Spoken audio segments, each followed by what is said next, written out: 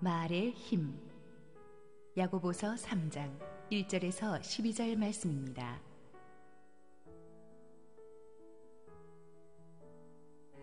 내 형제들아, 너희는 선생된 우리가 더 큰 심판을 받을 줄 알고 선생이 많이 되지 말라.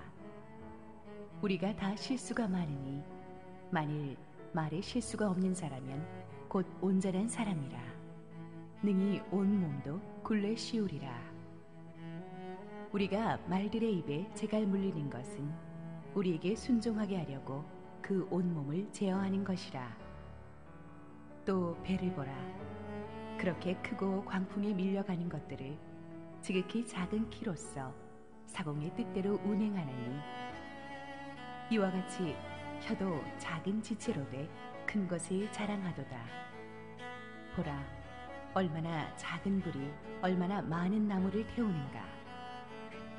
혀는 곧 불이요 불의의 세계라. 혀는 우리 지체 중에서 온몸을 더럽히고 삶의 수레바퀴를 불사르나니, 그 사르는 것이 지옥불에서 나느니라. 여러 종류의 짐승과 새와 벌레와 바다의 생물은 다 사람이 길들일 수 있고 길들여 왔거니와, 혀는 능히 길들일 사람이 없나니 쉬지 아니하는 악이요 죽이는 독이 가득한 것이라. 이것으로 우리가 주 아버지를 찬송하고 또 이것으로 하나님의 형상대로 지음을 받은 사람을 저주하나니, 한 입에서 찬송과 저주가 나오는도다. 내 형제들아, 이것이 마땅하지 아니하니라. 샘이 한 구멍으로 어찌 단물과 쓴물을 내겠느냐. 내 형제들아, 어찌 무화과 나무가 감람 열매를, 포도나무가 무화과를 맺겠느냐. 이와 같이 짠물이 단물을 내지 못하느니라. 할렐루야. 우리 하나님께 감사와 영광의 박수를 드리겠습니다. 우리 축복된 주일 아침 예배 오신 여러분 모두를 환영합니다. 오늘도 우리 주님이 여러분에게 큰 은혜 주실 줄로 믿습니다. 우리 함께 기도하시고 말씀 보겠습니다. 사랑하는 아버지, 은혜를 감사합니다. 우리를 구원하시고 축복하시는 주님의 임재 앞에 서 있습니다. 오늘도 부족한 종은 뒤로 숨기시고 오직 하나님의 은혜의 말씀만 온전히 선포해 주시옵소서. 예수님의 이름으로 기도했습니다. 아멘. 우리가 승리하는 인생이라는 주제로 시리즈 설교를 계속하고 있습니다. 지난주에는 말씀이 주도하는 인생을 주제로 다루었고, 이번 주에는 말의 힘이라는 또 하나의 중요한 주제를 함께 다루도록 하겠습니다. 우리가 하는 말은 양날의 검이라고 할 수 있습니다. 우리가 말로 사람을 죽일 수 있고 말로 사람을 살릴 수 있습니다. 말로 상처를 줄 수가 있고 상처를 치유할 수가 있습니다. 말로 꿈을 죽일 수가 있고 말로 꿈을 줄 수도 있습니다. 우리가 인생에서 저지르는 실수들의 대부분은 잘못된 말로 비롯되는 것입니다.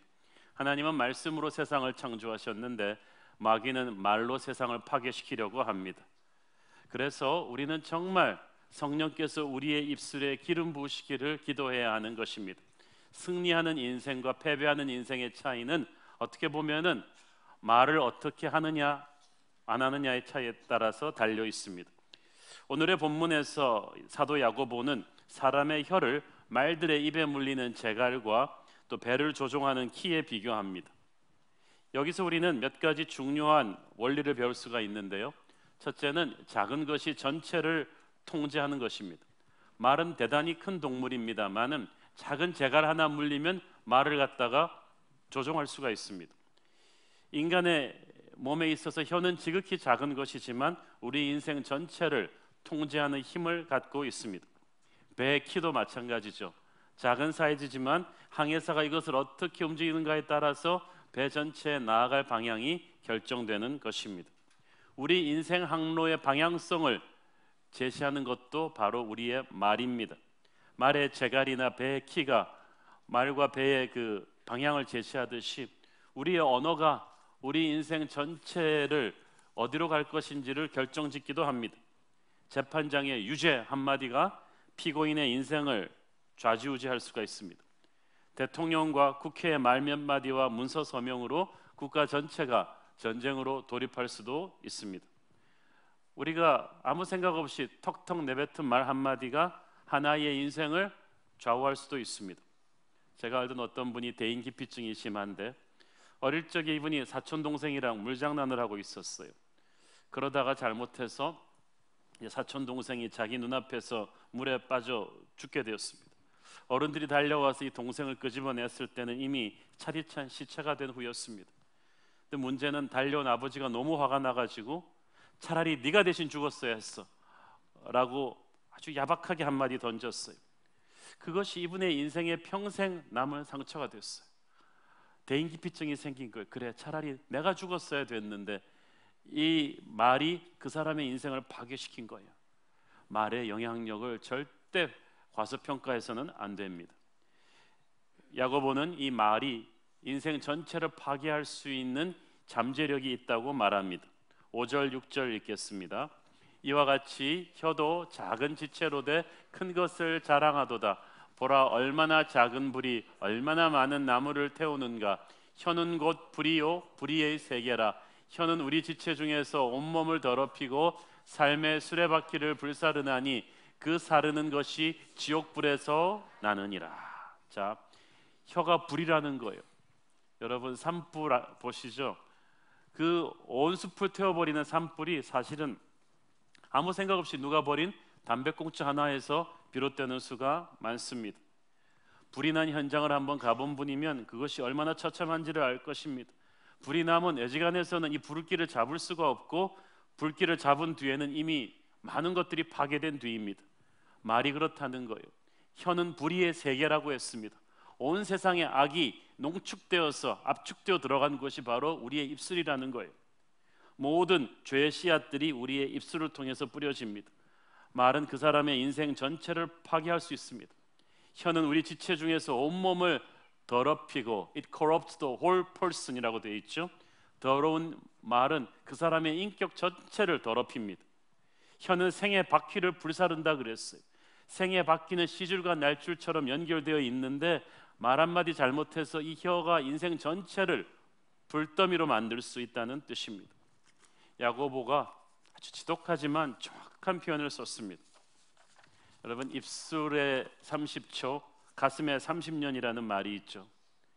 입에서 나간 말이 불과 30초밖에 되지 않지만 상대방의 가슴 속에는 30년을 남아있는다는 이야기입니다. 영화 올드보이에서 주인공 오데수가 어렸을 때 장남삼아 했던 말 한마디는 한 남매를 비극적인 운명으로 몰아갑니다. 그리고 오데수 역시 훗날 자신이 한 말로 인해서 불행한 운명을 맞게 되죠. 잠언 18장 21절 죽고 사는 것이 혀의 힘에 달렸나니 혀를 쓰기를 좋아하는 자는 혀의 열매를 먹으리라. 굉장히 중요한 말이에요. 자기가 말한 대로 그 말을 반드시 추수하게 된다는 뜻입니다. 시편 109편 17절 18절 읽겠습니다. 그가 저주하기를 좋아하더니 그것이 자기에게 임하고 축복하기를 기뻐하지 아니하더니 복이 그를 멀리 떠났으며 또 저주하기를 옷 입듯 하더니 저주가 물같이 그의 몸속으로 들어가며 기름같이 그의 뼛속으로 들어갔나이다. 많은 사람들이 자신이 한 저주가 부메랑처럼 돌아서 반드시 자신에게, 자신의 후손에게 돌아온다는 걸 모르고 있어요. 저는 그래서 남의 욕하는 사람, 비판을 잘하는 사람 보면은 불쌍합니다. 저 사람이 이 영적 원칙을 알고 있을까? 자신의 저주가 고스란히 돌아와서 자기와 자기 가문을 무너뜨린다는 걸 알고 하는 말일까? 마음은 그렇지 않은데 항상 말을 좀 세게 하던 어머니가 있었어요. 어느 날 아들을 야단치다가 너무 화가 나가지고 홧김에 이 아무짝에도 쓸데없는 자식아 라고 했습니다. 그 순간 성령께서 강하게 그 엄마의 마음에 말씀하셨습니다. 네 말대로 해주랴. 네 말대로 해주랴. 두 번 연거푸. 네 자식을 아무짝에도 쓸데없는 자식으로 내가 만들어주랴. 이 어머니는 사시나무 떨듯이 떨기 시작했습니다. 이 엄마는 성령님께서 자신의 말 한마디 한마디를 달아보고 계시다는 것을 그때 처음 한 거예요. 그 말이 그대로 이루어질 수 있다는 걸 그때 처음 한 거예요. 사시나무 떨듯이 떨면서 주님 앞에 회개했습니다. 여러분 입술의 열매를 거두게 될 것입니다. 그래서 조심하셔야 돼요. 홍해를 가르고 온갖 축복으로 구원해 주었는데 불평불만을 일삼던 이스라엘 백성들, 이러다 우리 다 죽겠다 그랬더니 하나님께서 말씀하셨어요. 네 입술에서 들리는 대로 내가 행할 것이다. 다 죽어라. 그래서 진짜 다 죽었어요. 40년에 걸쳐서 하나하나씩 죽어갔어요. 살겠다고 말했던 여호수아와 갈렙 빼고는 다 죽었어요. 여러분 입술의 열매가 얼마나 정확하게 임하는지 우리가 알아야 합니다. 우리가 아무 생각 없이 툭툭 힘들 때 내뱉는 말들, 아 이놈의 직장 때려치고 싶다, 무자식이 상팔자다, 너 그러면 호적에서 파버릴 거다, 부부싸움할 때 심해지면 야 이혼하자 이혼해, 만약 네가 그 대학 들어가면 내 손에 장을 지진다, 내 눈에 흙이 들어가기 전에는 절대 안 한다, 이런 말들 함부로 툭툭 내뱉는 분들이 있는데요, 특히 한국 사람들이 자기 목숨 가지고 함부로 말합니다.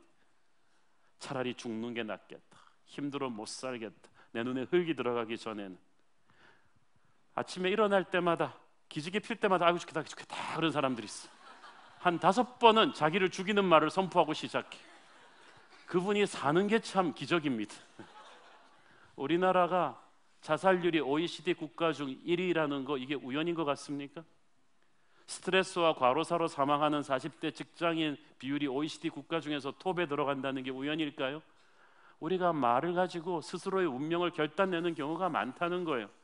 특히 우리 하나님의 자녀들 특히 말 조심하셔야 합니다. 왜냐하면 우리 하늘 아버지께서 말씀으로 세상을 창조하신 뒤에 우리 하나님의 자녀들에게 말의 권세를 주셨어요. 그 말은 여러분 하고 싶은 대로 다 되는 게 아니라 여러분이 장난처럼 툭툭 뱉은 말의 열매를 여러분이 거두게 될 거라는 뜻이에요. 여러분이 안 거두면 여러분의 자손이 거둘 것입니다. 그래서 부모가 말 조심하지 않으면요, 여러분의 자손이 그 재앙의 씨를 거두게 될 거예요. 그러니까 여러분 말 조심하셔야 돼요. 여러분이 무의식적으로 장난처럼 푸념처럼 스트레스 푼다고 내뱉은 말들이 현실이 된다고 생각을 해보세요. 하나님께서는 반드시 여러분의 인생으로 여러분 말에 책임을 지게 하십니다. 그러므로 여러분 함부로 말해서 안 됩니다. 여러분의 언어 습관이 어떻다고 생각하십니까? 한번 친한 분들한테 물어보세요. 하나님의 사람은 축복의 언어, 긍정의 언어, 비전의 언어를 말하는 습관을 가져야 합니다. 하나님께서 여러분의 말대로 여러분의 운명을 만드실 것이기 때문입니다. 여러분 아세요? 여러분의 말 뒤에 어둠의 권세가 암약하고 있어요. 입술은 영적인 전쟁터예요. 이 야고보가 우리의 혀를 그 말제갈로 비교했잖아요. 말제갈은 말의 그 야성과 싸워서 이겨야 돼요. 배의 키로 비교했잖아요. 배의 키는 폭풍과 싸우면서 방향을 잡아야 되는 거예요. 마찬가지로 우리의 입술을 제대로 쓰려면 그 입술을 더럽히려는 마귀의 권세와 계속 싸워서 이겨야 돼요. 가만두면요 반드시 마귀가 어떨 때는 순식간에 우리의 감정을 장악하고 입술을 장악할 때가 있어요. 이렇게 은혜로운 예배를 드리고 나서 집에 가는 길에 부부싸움을 하는데 막 감정이 격해져서 갑자기 입에서 사나운 말이 툭 튀어나와 버려요. 자녀들을 야단치다가 갑자기 그냥 의도치 않은 사나운 말이 확 튀어나오는데 자기도 놀래고 자녀도 놀래고 듣고 계신 하나님도 놀래고, 그리고 나서 여러분이 순식간에 여러분 안에 계신 성령께서 탄식하는 걸 느끼죠. 내가 이렇게 못된 말을 하다니, 내가 왜 이런 말을 했지? 순식간에 어떤 악한 힘이 여러분의 감정을, 입술을 장악해버린 거예요. 그래서 여러분이 성령 충만하지 않으면 이 6절에 보세요. 그 사르는 힘이 지옥불에서 나온다고 했어요. 마귀가 인류를 타락시키는데 딱 2마디 했어요. 진짜 하나님이 먹지 말라 하시더니. 그런데 그 말이 지옥불에서 온 파괴력을 갖고 있었어요. 여러분의 언어 생활, 입술은 영적 전투장입니다. 마귀의 권세가 항상 시시탐탐 노리기 때문에 기도하고 말하지 않으면 시험 들 거예요. 우리의 입술은, 혀는 오직 하나님만이 통제해 주실 수 있습니다. 이 7절 8절에서 야고보는 사람의 혀를 길들이기 힘든 무서운 야생 짐승에 비교했습니다. 그런데 많은 야생 동물들과 맹수들도 서커스 같은 걸 보면 인간의 손으로 길들일 수가 있어요. 그렇지만 혀는 인간의 힘으로 통제할 수 없다는 거예요. 마치 쉬지 아니하는 악이요 죽이는 독이 가득한 것이라고 했어요. 마치 꿈틀거리는 코브라처럼 쉬지 않고 움직이고 예측 불가능하며 일단 물기만 하면 사람을 죽게 하는 맹독을 가진 것이 입술이라는 거예요. 그래서 인간의 힘으로는 통제할 수가 없어요. 사람은 할 수 없어요. 하나님만이 하시는 거야. 그래서 여러분의 언어 생활을 정화시키는 것은 교육으로 되는 것이 아니라 성령을 받아야 돼요. 지옥불에서 온 이 입술의 파괴력은 오직 하늘에서 오신 예수의 보혈만으로, 그 능력만으로 정화될 수가 있습니다. 마귀가 준 이 세상적인 언어의 파괴력을 무기력화할 수 있는 것은 예수님의 말씀밖에는 없어요. 사탄의 언어는 우리를 죽였지만 예수님의 말씀이 우리를 살려요. 사탄의 언어가 우리의 꿈을 앗아갔지만 예수님이 우리에게 소망을 되찾아 주셨어요. 예수님이 우물가의 사마리아 여인에게 하신 말씀은 절망에 가득 차 있던 그 여인을 살리고 그 마을 전체를 살려냈어요. 하나님께서 사람을 살리는 그 언어를 성령을 통해서 저와 여러분에게 주신 줄 믿습니다. 그래서 우리는 그 언어를 잘 사용해서 승리하는 언어 생활을 해야 돼요. 그래야 우리의 운명이 바뀌어요. 비판하는 말을 버리고 칭찬과 격려의 말을 해야만 합니다. 가만 보면 어떤 때는 크리스찬들이 세상 사람들보다 더 신랄하게 서로를 비판하고 욕해요. 다른 교파를, 다른 교회를, 다른 형제를, 다른 단체를 얼마나 날카롭게 비판하고 욕하는지 몰라요. 예수님께서는 형제가 형제를 비판하는 것을 엄중히 경고하셨습니다. 마태복음 7장 1절, 비판을 받지 아니하려거든 비판하지 말라. 여기서 영어 성경에 보니까 비판을 판단, judge라고 해놨어요. 남을 비판하는 사람은 머리로 이 사람을 판단했기 때문이에요. 사도 바울은 형제를 판단하고 비판하는 마음 뒤에는 무서운 그를 멸시하는 교만이 있다고 했어요. 로마서 14장 10절, 내가 어찌하여 네 형제를 비판하느냐, 어찌하여 네 형제를 업신여기느냐, 우리가 다 하나님의 심판대 앞에 서리라. 비판은 우리를 상대보다 더 우월한 위치에 올려놔요. 자기가 더 우월한 존재라는 착각에 빠지게 해요. 누가 우리 형제를 심사할 권한을 줬어요? 아무도 안 줬어요. 자기가 스스로 부여한 거예요. 우리가 형제를 비판할 때 아무리 좋은 의도에서 여러분 하지만 성령 충만한 적은 없어요. 우리가 형제를 비판하는 말을 할 때는요, 그러니까 형제를 판단하는 마음을 가진 것이고, 그때 우리 마음이 잔인해져요. 강팍해져요. 그래서 우리가 비판할 때마다 우리 주님이 슬퍼하세요. 우리 안에 계신 성령님이 침묵하세요. 그러면 하나님과 우리의 교제가 막히게 되는 거예요. 여러분, 형제를 신나게 비판할 때 여러분 하나님의 임재를 느끼셨나요? 하나님의 기름 부으심을 체험했나요? 절대 그런 적은 없습니다. 그러므로 여러분은 성령 충만하고 싶다면, 주님의 기쁜 임재를 느끼고 싶다면 비판의 언어를 삭제하세요. 물론 우리 안에 계신 성령께서 우리에게 영적 분별력을 주실 때가 있습니다. 다른 사람의 잘못이 무엇인지 보여주실 때가 있어요. 그러나 그것은 성령께서 우리로 하여금 기도하게 하기 위함이지 비판하게 하기 위함이 아닙니다. 혹자는 이렇게 말합니다. 누군가는 그 사람에게 바른 소리를 해줘야 합니다. 그런 생각이 강렬하게 든다면 여러분 아닙니다. 다른 사람이 하는 거예요. 다른 형제의 잘못을 성령께서 분별하게 해주셨다면 성령께서 그를 위해서 기도할 영적인 책임을 주신 거예요. 그러므로 두렵고 떨리는 마음으로 중보할 일이지 그를 비판할 일이 아니에요. 잠언 12장 18절, 칼을 찌름같이 함부로 말하는 자가 있거니와 지혜로운 자의 혀는 양약과 같으니라. 어떤 분은 막 말을 하는데 형제 가슴에 칼을 찔러요. 상처를 줘요. 생각 없이 던진 이 칼 같은 말 한마디 때문에 어떤 사람의 인생에 평생 피 흘릴 수가 있어요. 어쩌면 여러분을 가르쳐서 누가 머리가 나쁘다거나 가능성이 안 보인다거나 못생겼다거나 쓸모없는 인간이라는 말을 던졌을 수도 있어요. 그리고 그 말은 굉장히 큰 아픔을 줄 수가 있어요.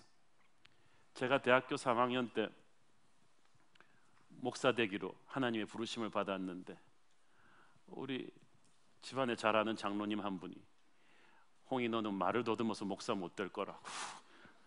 그럼 못된 말을 하는 거예요. 얼마나 젊은 막 신학도에게 가슴에 상처를 주는 말이에요. 그런데 저는 그 말을 받지 않았어요. 주님께서 부르셨음이 확실하다면 제 말 더듬는 거 고치게 해주시고 성령의 언어로 바꿔주세요. 저 말이 절대 내게 임하지 않게 해주세요. 그리고 임하지 않았잖아요. 하나님께서 저주의 말을 떠나게 하신 거예요. 아마 그 말은 그분한테 돌아갔을 거예요. 사랑하는 여러분, 비판의 언어는 사람의 길을 죽입니다. 힘을 뺍니다. 그가 무엇인가 해낼 수 있는 의지를 꺾어버려요. 그 마음에서 기쁨이 사라지게 하고 불안감과 자기 방어 본능만 키우게 합니다. 이건 결코 성령께서 원하시는 일이 아닙니다. 여러분 주변에 있는 가장 가까운 사람부터 비판하지 말고 칭찬과 격려하십시오. 여러분 자녀를 격려하세요. 그의 장점과 가능성을 격려해 주세요. 여러분의 남편을, 아내를 비판하지 말고 격려하세요. 어떤 분은 평강공주 신드롬이 있어가지고 바보온달 같은 우리 남편을 내가 사람 만들겠다, 남편 개발 5개년 계획 세우고 막 돌입했던 엘리트 부인이 있었는데 5년 후에 남편은 하나도 안 변하고 본인만 우라병에 빠져버렸어요. 여러분의 비판으로 남편은 절대 변하지 않습니다. 남편을 변화시킬 일은 성령께서 하실 일이고 여러분의 잡은 그를 격려하고 기도할 일이에요. 여러분 교수님들, 선생님들 계세요. 여러분의 학생들을 만나고 헤어질 때마다 꼭 격려해 주십시오. 여러분 순장님들, 순원들을 자꾸 가르치고 고쳐주려고 하지 말고 하나님의 격려가 되기를 바랍니다. 영적 지도자들을 비판하지 않고 격려하세요. 오직 성령만이 우리를 비판하실 수 있는 유일한 분이신데 성령님은 우리의 문제를 가장 지혜롭고 온유하게 지적하시고 상처 없이 고쳐놓으십니다. 그러므로 그 사람을 고치시는 것은 성령이 하실 일이지 우리가 할 일이 아니에요. 함부로 비판하는 사람은 성령이 할 일을 가로채는 사람입니다. 월권한 거예요. 이들의 비판은 그 공동체를 마비시킬 거예요. 비판하는 부모가 있는 가정은 마비될 거예요. 자녀가 경직돼 버릴 거예요. 비판하는 사람들이 많은 회사는요 무기력해질 거예요. 비판하는 사람이 많은 교회는 결코 부흥할 수가 없어요. 여러분 모든 사람에게는 우리가 알지 못하는 어떤 또 다른 사정들이 숨겨져 있어요. 그래서 절대 그 사람의 신을 신어보기 전에는 이해할 수 없는 어떤 것이 있기 때문에 함부로 비판하면 안 되는 거예요. 야당은 자기가 여당 돼보기 전에는 절대로 모르는 뭔가가 있어요. 여당은 자기가 야당 돼보기 전에는 절대로 모르는 뭔가가 있어요. 자녀는 자기가 부모 돼보기 전에는 절대 이해 못하는 뭐가 있죠, 그죠 부모님들? 여러분이 목사 돼보기 전에는 절대 이해 못하는 뭐가 있어요. 그러므로 우리가 이해할 수 없는 걸 함부로 판단하고 비판하지 말고 온전히 주께 맡기고 기도해야 되는 거예요. 비판의 시간을 확 줄이고 기도 시간을 확 눌려보세요. 여러분의 영적 영향력이 커질 거예요. 마태복음 7장 5절 말씀, 외식하는 자여 먼저 네 눈 속에서 들보를 빼어라. 그 후에야 밝히 보고 형제의 눈 속에서 티를 빼리라. 외식하는 자는 위선자라는 말이에요. 위선자는 자기 문제는 안 고치고 남한테만 고치라 그러는 사람이에요. 그런데 티와 들보는 사이즈가 달라요.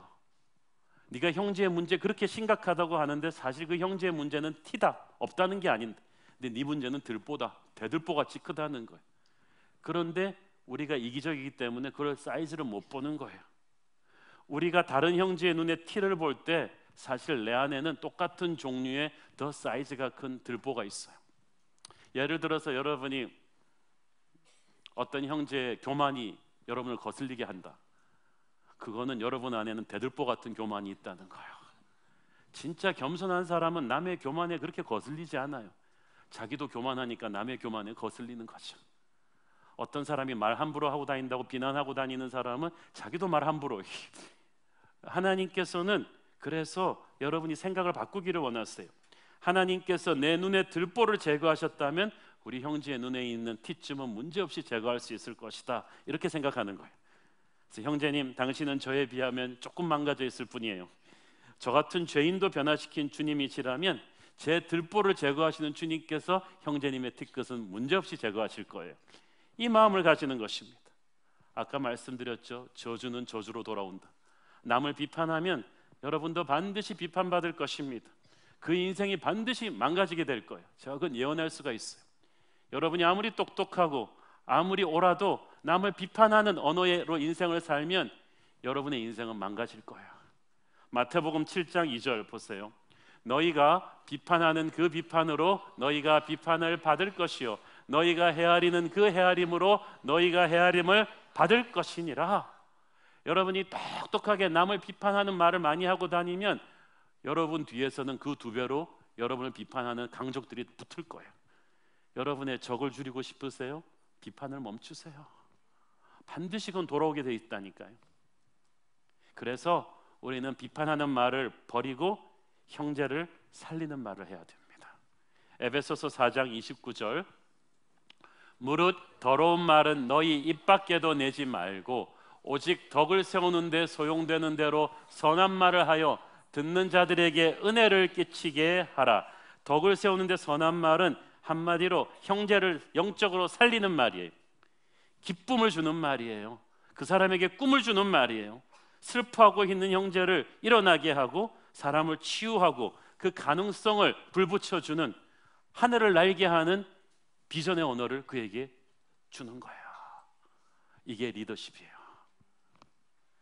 아무리 강하고 잘나 보이는 사람도 사실은 연약하거든요. 여러분의 남편들이 터프해 보입니까? 속은 그냥 텅 비었어요. 불쌍히 여기십시오. 여러분의 이 칭찬과 격려가 필요하지 않은 사람은 없어요. 제가 터프해 보입니까? 속으로 아주 연약합니다. 제 아내가 우리가 결혼해서 살아온 23년 동안 항상 변함없이 저를 칭찬하고 격려해 줬어요. 제가 아무것도 아닌 가난한 전도사 시절부터 항상 저를 향해서 비전의 언어를 선포해 줬어요. 당신의 글을 수많은 사람들이 읽게 될 것이다. 당신은 한국 교회의 좋은 리더가 될 것이다. 한경직 목사님이랑 종시니까 당신도 훌륭한 그런 목사님이 될 것이다. 이런 걸 계속 선포해 줬어요. 전도사 시절부터 23년이 지난 오늘 상당히 많이 이루어지고 있지 않습니까? 그래도 저는 여러분들이 여러분의 자녀를 향해서 남편을 향해서 아내를 향해서 선포하는 말들은 반드시 열매를 맺을 것이라고 믿습니다. 세상이 우리 아이들을 길을 죽여도 하나님은 여러분을 통해서 우리 아이들을 축복하기를 원합니다. 그래서 아이들이 학교 갈 때 남편이 출근할 때 반드시 성경 말씀을 많이 외워가지고 있다가 선포하는 거예요. 이 잔소리를 막 하고 싶을 때 야단치고 싶을 때도 입술에 바스꾼을 세우고 막 울부짖는 이 분노를 억누르면서 에잇 축복의 통로 같으니라고 이렇게 팍 선포해 버리는 거지. 우리가 교회에서도 마찬가지예요. 아무리 힘들고 어려운 사람이 있어도 그냥 온몸을 비틀면서 에잇 축복의 통로, 너는 하나님의 사람, 너는 하나님의 사람이라고 축복하고 격려하고 이렇게 하지 않으면 아무리 좋은 비전과 은사가 있다 해도 교회는 힘을 받지를 못해요. 여러분의 말을 통해서 하나님이 교회를 살리고 축복할 것입니다. 여러분에 대한 비판의 말들에 대해서는 쿨하게 대처하십시오. 여러분이 나이가 들면 들수록 사회 위치에 올라가면 갈수록 교회에서 순장이 되고 어떻게 영적인 지도자의 자리에 가면 갈수록 비판의 소리들을 많이 들을 거예요. 그렇지만 거기에 대해서 너무 상처받지 마십시오. 푸시킨의 시처럼 슬퍼하거나 노하지 마십시오. 사실 우리가 우리에 대한 비판에 대해서 자꾸 상처받는 건 우리 자존심 때문이에요. 우리 하나님의 영광이 땅에 떨어질 때는 별로 상처받지 않던 우리가 누가 우리 욕하는 걸 조금 들으면 불같이 분노한다. 이건 우리가 자신의 영광을 하나님의 영광보다 더 챙기고 있다는 소리잖아요. 여러분에 대해서 떠도는 비난의 말들을 마치 비 오는 날 옷에 묻은 진흙처럼 다루십시오. 진흙이 옷에 묻어 있는 동안에 해결하려고 하면 그 진흙은 점점 번져서 옷에 다 묻게 됩니다. 차라리 햇볕이 뜨면 햇살 앞에 나가서 마를 때까지 내버려 두면은 어느 시점에서 우리는 툭툭 마른 진흙을 털어낼 수가 있어요. 그러면 흔적도 없이 사라져요. 여러분에게 대해서 떠도는 비방과 턱도 없는 그 유언비어와 공격을 절대로 즉시 반응하지 말고 내버려 두십시오. 설명하려고 하지 마십시오. 변호하려고 하지 마십시오. 우리 주님도 턱도 없는 말들, 거짓의 공격들을 많이 받았지만 바로 설명하고 변호하지 않았어요. 우리는 내버려 두지 않고 계속 설명함으로써 더 큰 어려움 속으로 빠져드는 거예요. 차라리 은혜의 햇살 속으로, 말씀의 햇살 속으로 나가서 임재 앞에 잠잠히 엎드려 있으면 하나님께서 거짓되고 악한 언어들은 알아서 툭툭 떨어지게 하십니다. 걱정하지 마세요. 하나도 이루어지지 않아요. 오직 하나님의 말씀만이 이루어질 것입니다. 사람의 독한 말로, 거짓된 말로 받은 상처는 하나님이 치유해 주십니다. 마음 상한 말 듣고 여러분이 속이 상하고 분노가 끓을 때 어떻게 합니까? 마가복음 16장에서 주님 말씀하셨어요. 예수를 믿는 자는 무슨 독을 마실지라도 해를 받지 않을 것이다. 우리가 예수님 안에 있다면 사람들이 우리에게 던진 거짓된 비난과 공격과 거짓의 언어들은 하나도 임하지 않을 것입니다. 오히려 저주를 한 그 사람에게 저주가 돌아갈 거예요. 그 사람에 대해서 화내지 말고 불쌍히 여기십시오. 그러므로 우리가 할 일은 끊임없이 인간의 말이 우리에게 상처 줄 때마다 하나님의 말씀을 자기 자신에게 막 선포하는 거예요. 저는 그래서 자기에게 선포하는 말씀 암송구절이 많습니다. 그래서 막 사람들이 너는 죽을 것이다, 안 될 것이다 그러면 나는 죽지 않고 살아서 하나님의 말씀을 선포하리로다. 시편 그 말씀을 자기에게 막 선포하는 거예요. 막 사람들이 길을 죽이고 이건 어려울 거야, 안 될 거야 그럴 때 두려워하지 말라, 내가 너와 함께 함이로. 놀라지 말라, 나는 내 하나님이 될 것이다. 지금 너는 컴컴한 밤이다. 그럴 때는 내가 새벽을 깨우리로다. 이 말씀을 끊임없이 스스로에게 선포하는 거예요. 여러분 시편에 보면은 스스로에게 선포하는 말씀이 많아요. 내 영혼아 네가 어찌하여 낙심하며 불안해하는고 너는 여호와를 바랄지어다. 스스로에게 말씀을 선포하는 게 얼마나 좋은지 몰라요. 그래서 여러분을 향해서 독한 말을 들으면 기도하면서 하나님의 임재 앞에 가서 하나님의 말씀을 스스로에게 선포하세요. 사람이 준 거짓된 언어는 다 사라지고 하나님의 말씀만이 여러분에게 임할 거예요. 말씀의 생기가 우리를 살려주실 것입니다. 불평과 원망의 말들을 버리고 감사하는 말을 해야 합니다. 신앙생활에서 가장 무서운 것 중에 하나가 불평불만이죠. 광야로 들어온 지 3일 만에 이스라엘 백성들이 온갖 불평불만 다 하면서 시내산에서 십계명 받고 광야 떠난 지 3일 만에 너무 불평불만이 많았는데 이 말들을 하나님께서 그냥 묵고하지 않으셨어요.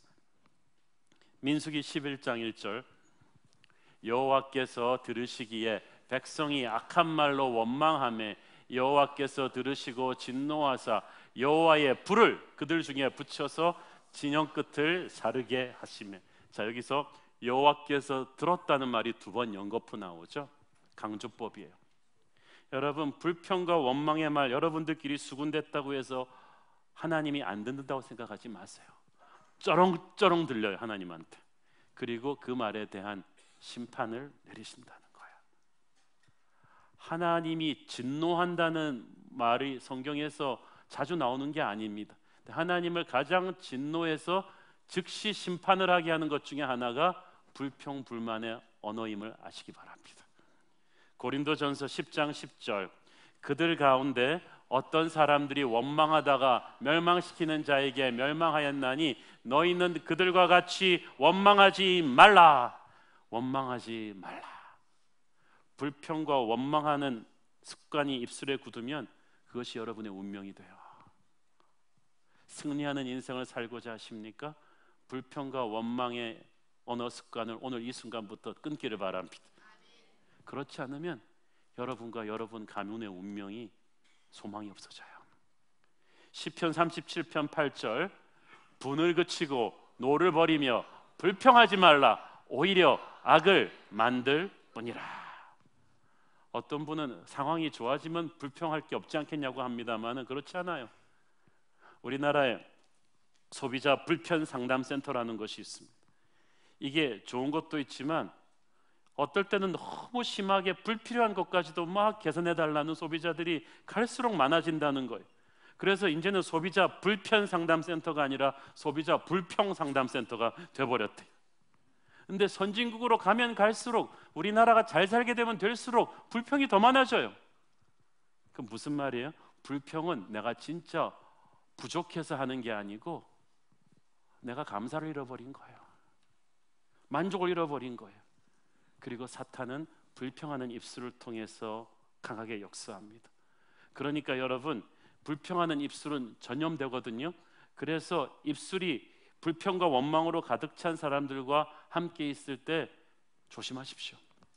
시편 39편 1절, 내가 말하기를 나의 행위를 조심하여 내 혀로 범죄하지 아니하리니 악인이 내 앞에 있을 때에 내가 내 입에 재갈을 먹이리라 하였도다. 악인들이 말 함부로 불평하는 사람들이에요. 다윗은 그들과 함께 있다가 잘못되면 전염된다는 걸 안 거예요. 여러분도 불평 불만하는 크라우드 속에 껴있지 마십시오. 그들 앞에서 같이 말하는 걸 조심하셔야 돼요. 같이 망하거든요.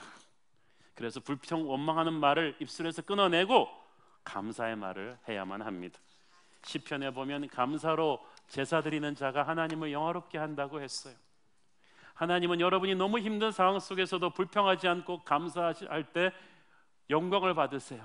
여러분이 하나님께 영광을 올려드리면 하나님이 기뻐하시고 여러분에게 하늘의 축복을 부어주세요. 문제를 해결해 주세요. 은혜를 주시는 거예요. 그래서 주님과 동행하는 사람은 아무리 가난하고 힘들어도 영혼의 만족이 있고 감사의 언어가 나와요. 그러니까 하나님께서 지금은 가난하고 힘들어도 이 사람과 이 사람의 자손의 인생을 점점 펴가시는 거예요. 그런데 어떤 사람은 지금 모든 걸 갖고 있는데도 불평불만이 너무 많아요. 세상을 바라보고 있는 거예요. 그러면 그 사람의 인생이 지금은 많을지라도 점점 줄어들게 돼 있어요. 감사가 여러분의 운명이 될 것입니다. 감사한 마음을 항상 말로 표현해야 돼요. 데살로니가 전서 5장 18절, 범사에 감사하라. 이것이 그리스도 예수 안에서 너희를 향하신 하나님의 뜻이니라. 그리고 하나님의 뜻대로 사는 자에게는 하늘의 축복이 임할 것입니다. 셋째로, 거짓을 버리고 진실을 말해야만 합니다. 에베소서 4장 25절, 그런즉 거짓을 버리고 각각 그 이웃과 더불어 참된 것을 말하라. 이는 우리가 서로 지체가 됨이라. 사탄은 본질적으로 거짓말장이에요. 남을 참소하는 존재예요. 그래서 마귀가 권세 잡은 이 세상은 너무 많은 거짓이 난무하고 있어요. 요즘 SNS를 통해서, 특히 매스컴을 통해서 전혀 사실 무근의 유언비어와 악성 루머들이 버젓이 돌아다니는데 아무도 통제할 수가 없어요. 자기가 거짓을 말하니까 남도 거짓을 말할 거라고 생각하는 불신의 사회가 되어버렸어요. 교회가 바꿔야 돼요. 예수 그리스도는 교회의 머리 되시고 예수님은 진리 그 자체이십니다. 그래서 우리가 예수님을 깊이 묵상하고 주님과 교제하고 있으면 내 안에 진리이신 주님의 영이 점점 차오르게 됩니다. 그러면 내 입술에서 거짓이 떠나게 돼요. 정직이 나오는 거죠. 우리가 힘들어도 진실을 말하면 하나님의 영이 우리를 통해서 역사하십니다. 우리가 그런데 상황을 모면해 보겠다고 자꾸 작은 거짓말부터 하는 습관을 들이면 마귀가 역사합니다. 그때부터는 상황이 걷잡을 수 없이 어지러워집니다. 자, 그런데 우리가 서로에게 진리를 말할 때 중요한 것은 지혜롭게 사랑 안에서 말해야 된다는 거예요. 어떤 분들은 진리를 말하긴 하는데 너무 무례하고 생각 없이 말해요. 오래간만에 만난 친구끼리, 야, 너 죽음살이 쭈글쭈글하다. 살이 왜 이렇게 쪘니? 진리지만 말할 필요가 없는 진리죠. 그렇죠? 누가 여러분에게 그런 식으로 진리를 말해주면 좋겠어요? 형제를 비판해서는 안 된다고 했는데 교회 안에서 그래도 하나님이 세워주신 영적 권위와 질서가 있습니다. 가정 안에서는 하나님이 부모를 영적 권위로 세워주셨어요. 그래서 부모는 하나님의 말씀에 입각해서 자녀의 잘못을 바로잡아줄, 그건 비판이 아니라 영적 권위를 하나님이 주셨어요. 교회에서도 하나님이 목사님에게, 장로님에게, 또 순장님에게 그 영적 권위 밑에 있는 사람들을 진리에 입각해서 말씀으로 바로잡아줄 권위를 주셨어요. 그러나 이럴 때라도 우리는 사랑 안에서 진리를 말해야만 합니다. 기도를 많이 하시고 우리가 가진 진리가 그 사람에게 올바로 전달될 수 있도록 겸손하게 지혜롭게 그렇게 말해야 돼요. 그래야 그 진리가 그 사람을 살리는 거예요. 여러분, 교회에서 영적인 권위를 가진 분들의 말 한마디가 얼마나 중요한지 몰라요. 제가 작년 말에 전화를 한 통화 받았는데 10년 만에 통화하는 분이에요. 이분이 한국에 들어와서 우리 로렌 커닝함 목사님 모시고 한 20-30명 정도가 같이 기도 모임 하는데, 자기 인생에 간증을 하는 기도 모임 하는데 목사님 오셔서 오프닝 기도를 좀 해달라는 거예요. 그래서 왜 이분이 갑자기 10년 만에 전화해서 그런 부탁을 하나 궁금했지만 갔어요. 근데 기도를 하고 이분이 저를 소개하면서 하시는 말씀이, 제가 10년 전에 제가 부목사로 있던 교회에서 이 CEO 성경 공부 모임이 있었는데, 그때 자기 인생에 굉장히 막 갈등을 많이 하던 때에 하와이 열방대학으로 이제 좀 가는 분들이 많았대요. 그래서 자기가 갈 것이냐 말 것이냐 가지고 굉장히 고민을 했대요. 근데 자기는, 이분이 굉장히 유명한 세계적인 건축 설계사예요. 그리고 일이 너무 바쁘고 힘들어서 도저히 갈 준비가 안 됐대요. 그래서 저한테 상담을 했다며. 저는 까맣게 잊어버렸어요. 그때 제가 그렇게 말해줬다는 거예요. 집사님, 준비가 완벽하게 돼서 움직이는 사람은 없습니다. 아브라함도 준비가 안 됐는데 음성을 듣고 떠났는데, 우리 집사님의 인생에 하나님께서 지금 개입하고 계실진데 음성을 듣고 복잡하게 생각하지 말고 가보시라고 그랬다는 거예요. 제가 그래서 열방대학에 가서 로렌 커닝함을 만났고 이분의 인생이 변했어요. 너무나 놀랍게 변해서 이분이 지금은 YM의 전 세계적인 센터들을 다 디자인을 해주고 있어요. 건축을 디자인해주고. 그래가지고 아마 이분 소개로 이번에 댄 바우만도 오신 거고 4월 달에 로렌 커닝함 목사님이 우리 교회 오시는 거예요. 그런데 이분은 그 10년 전에 자기 인생의 크로스로드에서, 전환점에서 제가 부족하지만 정성을 다해서 했던 그 비전의 말을, 격려의 말을 붙잡은 거예요. 10년 동안 그분이 기억했다는 거예요. 저는 곰곰이 생각해 봤습니다. 이 목사의 자리가, 영적인 지도자가 한마디 하는 게 이렇게 중요한 것이구나. 한 사람의 인생을 바꾸기도 하는구나. 주일학교 선생님들, 반드시 여러분의 학생들에게 일주일에 한 번 헤어질 때마다 하나님이 주시는 비전과 격려의 말을 하십시오. 순장님들도 순원들을 야단치고 자꾸 바로잡으려고 하지 말고 순예배 끝나고 헤어지기 전에 반드시 이 사람에게 비전과 격려의 말을 주셔야 돼요. 부모는 자녀와 헤어지기 전에 그런 말을 하시고, 그래서 하나님께서 어떤 말을 통해 그 사람 인생을 잡을지 모르거든요. 영적 지도자란 그런 거예요. 또 한 가지, 헛된 말을 버리고 자기 말에 책임을 지십시오. 요한일서 3장 18절, 자녀들아, 우리가 말과 혀로만 사랑하지 말고 오직 행과 진실함으로 하지. 우리가 별 생각 없이 좋은 말들을 툭툭하고 책임 안 지는 경우가 많아요. 다음에 밥 한번 살게, 곧 연락할게, 자매님 위해서 기도하겠습니다, 이런 말하고 부도수표 낸 사람들 굉장히 많죠. 그래서 말에는 책임이 따라야 되는 것입니다. 저는 교회에서 어떤 분이 아이디어 내시면 반드시 그걸 봅니다. 이분이 자기 말에 책임질 사람인가. 주일학교 교사들에 대해서 뭐라고 막 하는 분한테는 제가 딱 생각해 봅니다. 이분이 주일학교 교사들을 위해서 기도하는 분인가? 교사들 수고한다고 고구마라도 하나 갖다 준 분인가? 자기의 삶으로 주일학교 발전을 위해 헌신할 뿐인가? 그게 아니라면 저는 그분이 아무리 옳은 소리를 해도 안 듣습니다. 제가 책임지지 않는 사람의 말을 왜 듣겠어요? 여러분은 한마디 말에 천근의 무게를 담으셔야 합니다. 말을 꺼낸 다음에는 책임을 지세요. 기도하겠다 그러면 기도해 주시고, 밥을 사겠다 그러면 밥을 사시고, 문제가 보이면 여러분이 그 문제의 대안이 되십시오. 그게 영적 리더십이에요. 마지막으로 말을 줄이고 침묵을 훈련해야 합니다. 아까 읽은 에베소 4장 29절에 보면 더러운 말은 너희 입 밖에도 내지 말라 그랬잖아요. 말이 내 입에 있을 때는, 입 안에 있을 때는 내가 말의 주인이에요. 그러나 일단 말이 입 밖으로 나오고 나면 그 말이 나의 주인이 됩니다.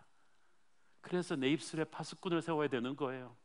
전도서 5장 2절 3절, 너는 하나님 앞에서 함부로 입을 열지 말며 급한 마음으로 말을 내지 말라. 하나님은 하늘에 계시고 너는 땅에 있음이니라. 그런즉 마땅히 말을 적게 할 것이라.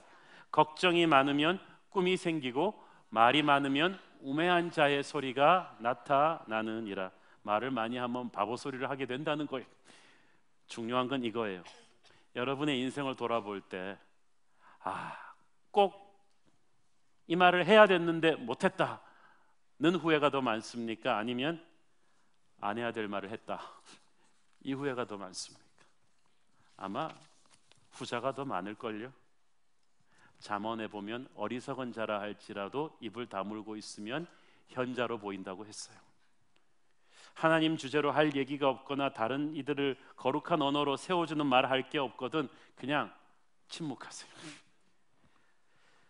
보통 사람이 하루에 남자의 경우 15,000마디, 6,000마디 정도의 말을 평균적으로 한다고 합니다. 여자분들은 25,000마디 정도 하시는데 대부분이 안 해도 될 의미 없는 말, 남을 비방하는 말, 거짓말, 더러운 말이라고 합니다.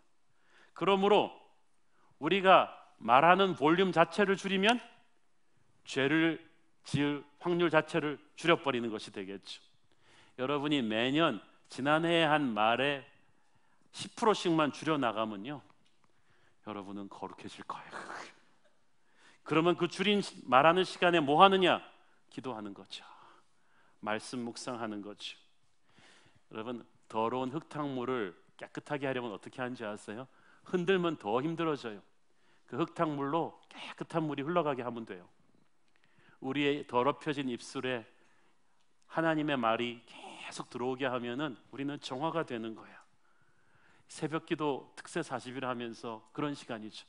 날마다 말씀을 듣고 기도하니까 지금 여러분이 그냥 아무 생각이 없지 않나요? 많이 조용해지셨어요. 약간 몽환적인 느낌으로 그냥 자기 말이 점점 죽는 게 좋은 현상이에요. 그렇죠? 우리 속에 있는 독한 언어들이 조금 더 씻겨져 나가야만 돼요. 그래야 다른 사람들을 성령께서 정화시켜 주신 거룩한 언어로 우리도 살려줄 수가 있어요. 이사야서 50장 4절, 주 여호와께서 학자들의 혀를 내게 주사 나로 곤고한 자를 말로 어떻게 도와줄 줄을 알게 하시고 아침마다 깨우치시되 나의 귀를 깨우치사 학자들 같이 알아듣게 하시도다. 저는 설교자의 사명은 바로 이런 거라고 생각합니다. 하나님께서 내게 주신 그 말씀을 가지고 사람들을 살려주는 거예요. 순장의 짭은 하나님이 주신 앞에 기도하고 말씀을 받아서 그 말씀으로 순원들을 살려주는 거예요. 주일학교 교사의 짭도 그런 거예요. 여러분, 비판하는 것은 무책임한 거예요. 자기한테 돌아오는 거예요. 한국교회 문제 많다는 사람, 그럼 자기는 한국교인 아니고 외국교인인가요? 한국교회 어렵지만 저는 부흥할 거라고 반드시 믿습니다. 우리가 기도하며 한국교회를 다시 살릴 거라고 믿습니다. 우리나라 문제 많다는 사람, 그럼 자기는 외국 사람이에요? 우리나라 문제는 문제아들이 모여서 만든 거예요. 그러므로 우리는 나라를 욕할 것이 아니라 축복해야 돼요. 하나님이 보호하사 우리나라가 살아날 것이라고 선포해야 되는 거예요. 세상은 우리 자녀들에게 별 가능성이 없다고 하지만, 청년 실업난이 심각하다고 하지만 우리는 하나님의 언어로 이 아이에게 직장이 있다는 걸 선포하는 거예요. 우리가 모르는 축복의 길이 있을 것이다라고 선포해 주는 거예요. 자식에게 그렇게 선포하는 거예요. 그럴 때 여러분은 자기를 살리고 남을 살리게 될 것입니다. 진실을 말해도 남에게 상처를 주지 않고, 밝고 유머가 있으면서도 천박하지 않은 말을, 쉽고 간결하지만 깊이가 있는 말, 감정적이진 않지만 따뜻한 말, 여러분의 언어가 사람을 살리는 그런 언어 되기를 축원합니다. 기도하겠습니다. 사랑하는 아버지, 은혜를 감사합니다. 우리 입술의 모든 말과 우리 마음의 묵상이 주께 연락되기를 원합니다. 우리의 입술의 권세를 주신 하나님 앞에 두렵고 떨리는 마음으로 회개합니다. 우리의 입에서 불평불만이 사라지게 하시고, 비판의 언어가 사라지게 하시고, 형제를 살리고 격려하는 축복의 언어로 바뀌게 하여 주시옵소서. 예수님 이름으로 기도했습니다. 아멘.